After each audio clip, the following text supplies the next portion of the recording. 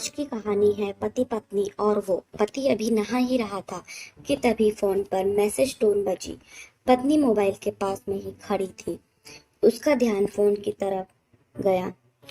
उसने सहज ही फोन उठाकर मैसेज पढ़ा। हाय, गुड मॉर्निंग डियर। किसी बेबी का मैसेज था।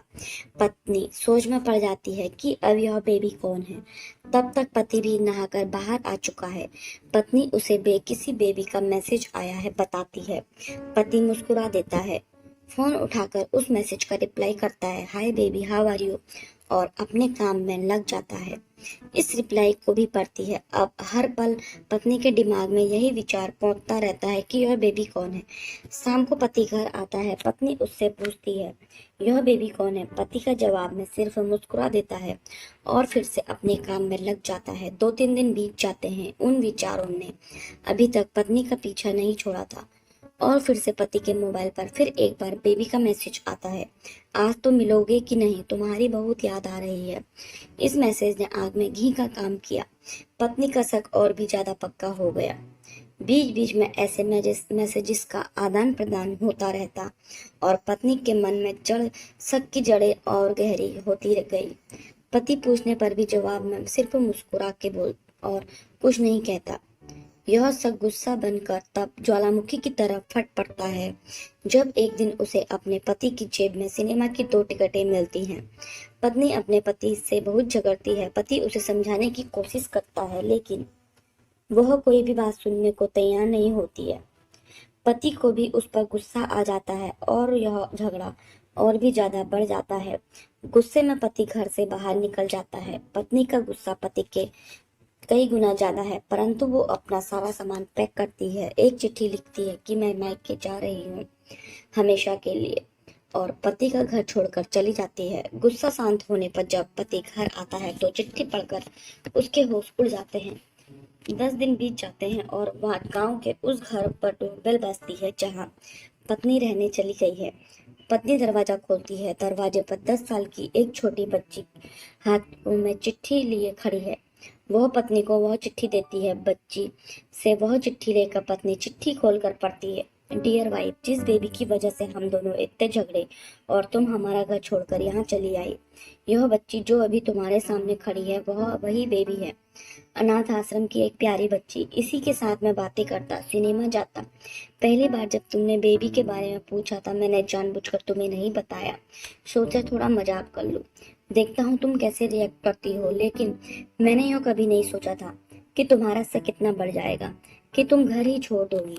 हाँ, सबसे जरूरी बात यह तो बेबी है, वह किसी और की नहीं बल्कि तुम्हारी ही बेटी है। रुको, अपने आप को संभालो और आगे की बात ध्यान से पढ़ो। हमारे शादी के 2 साल पहले की यह बात है। तुम अपने कॉलेज के लास्ट ईयर में थी। तुम्हारे प्रोफेसर मैं नोट्स लेने के बहाने तुम्हें बुलाया था और तुम्हें चाय में नशीली दवा खिलाकर ना करने वाला काम किया था। इसमें तुम्हारी कोई गलती नहीं थी, लेकिन कुदरत ने अपना काम किया और तुम्हारे पेट में इस बेबी को डाल दिया। काफी प्रयास करने पर अबॉर्शन नहीं हुआ तो तुम्हारे घर वालों ने समाज के डर से तुम्हें 6 महीने तक घर में ही रखा। तुम्हारे पिताजी खुद एक डॉक्टर हैं, इसलिए यह बिन मांगा बच्चा बड़ी आसानी से बिना किसी को कानो कान खबर हुए इस दुनिया में आया।